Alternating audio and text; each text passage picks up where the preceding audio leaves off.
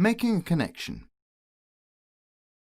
When we talk about making a connection within SmartView, we're talking about making a connection to a particular type of product, and in this e-learning solution, we're looking at Hyperion Financial Management.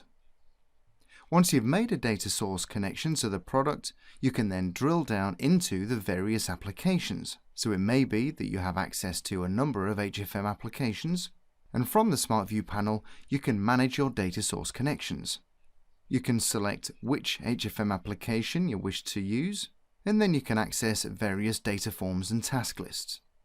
You'll usually start from SmartView Home and select a shared connection, and it's at this point you'll need to log in.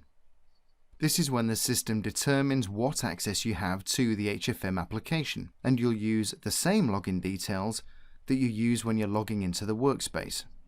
So from SmartView Home, we have a panel that gives us the option of linking to the shared connections and also our private connections.